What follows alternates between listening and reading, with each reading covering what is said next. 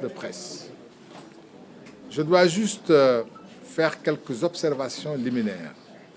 La première, et elle est importante, pour des raisons liées à l'organisation S'il vous plaît, quand même. de l'ordre des avocats. La conférence de presse qui était prévue pour être tenue par les avocats, elle est annulée. Et en lieu et place, une autre conférence de presse se tient. Celle-là, elle est organisée, ordonnée par la coalition Takku Wallu Sénégal. Donc c'est à ce titre que cette conférence de presse est tenue.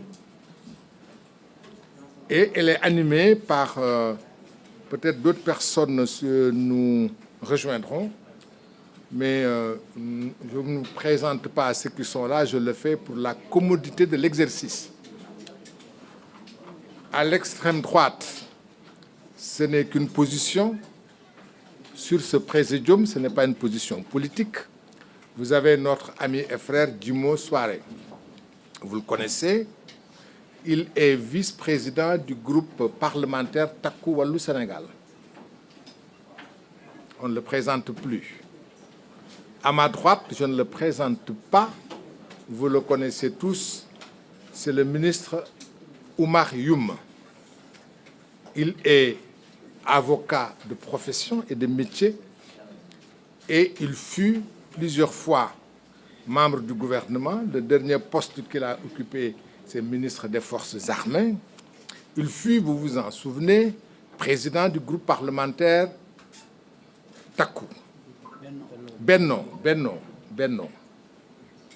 Et voilà, il est là aujourd'hui avec nous en sa qualité de membre du secrétariat exécutif de l'APR. À ma gauche, c'est toujours une position géographique par rapport à ce présidium, même s'il est fondamentalement, du point de vue doctrinaire, du point de vue idéologique et du point de vue des comportements et attitudes de militants, il est de gauche. Il est à ma gauche, je ne vous le présente pas, c'est le ministre El Hadj Moustapha Diouf, qui fut député du peuple, connu et reconnu comme tel, qui fut ministre de la République, qui est avocat et qui est ici en sa qualité de président de son parti, le Parti des travailleurs. Et moi-même, très simplement, je suis vice-président du Parti des libéraux et démocrates. Et c'est à ce titre que je suis là.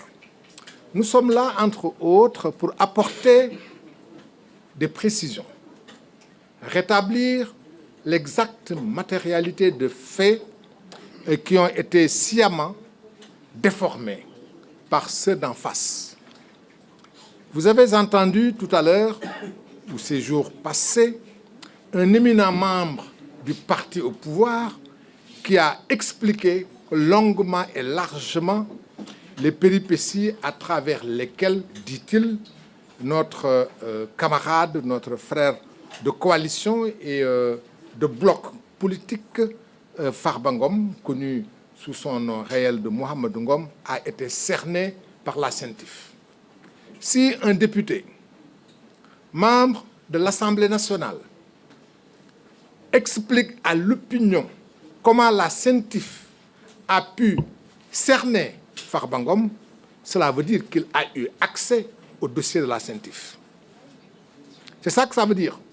Quels que soient par ailleurs les développements qui auront été faits, les élucubrations qui auront été faites, il reste que c'est un député, membre de la coalition au pouvoir, qui déclare aux Sénégalais avoir eu accès à un dossier. Force est de constater que notre ami, notre camarade, notre militant et notre responsable Farba Ngom, jusqu'au moment où je vous parle, n'a pas eu accès à son dossier. Il n'a jamais été convoqué, ni à la police, ni à la gendarmerie, ni à la CENTIF, ni au parquet, ni chez le juge d'instruction. Alors qu'il n'a jamais été convoqué, alors que le dossier de l'Assemblée nationale est constitué de ce que notre ami Aïssata Tall Sall a pu en dire, certainement son immunité parlementaire sera levée. Il n'aura jamais accès à son dossier. Il sera convoqué et probablement, tel que certains l'ont dit, probablement d'autres choses vont suivre, sans jamais une seule fois qu'il ait été mis en position de se défendre et de s'expliquer.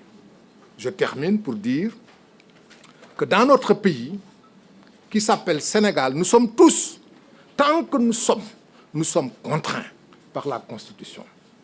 Autant nous sommes un pays, un peuple de gens libres et égaux en droit.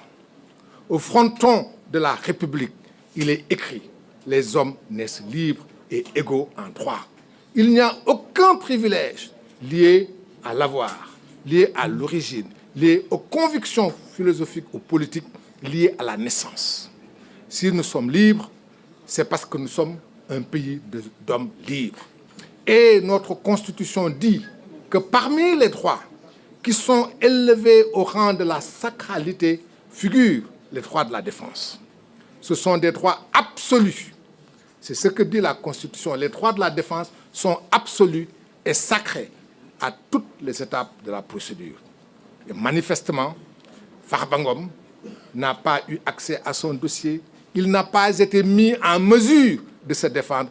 Et ceci ne devrait pas s'appliquer seulement à lui, mais à l'ensemble des Sénégalais. Parce que chaque Sénégalais, chaque citoyen sénégalais, chaque personne, fût-elle étrangère qui vit parmi nous, a le droit, lorsqu'il est interpellé, lorsqu'il est poursuivi, de réclamer la stricte observation de ces droits.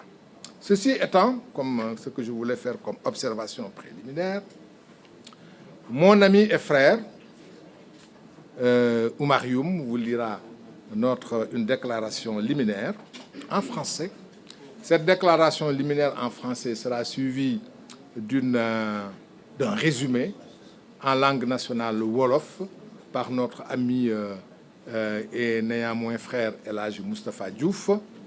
Et probablement, si notre ami Sada Diallo était là, il est possible qu'il vienne, il vous en aurait fait aussi un résumé en langue pulaar, compte tenu de ce que nous voulons aussi que Farba Ngom, qui aujourd'hui entreprend de faire demain, d'aller sur place au Fouta,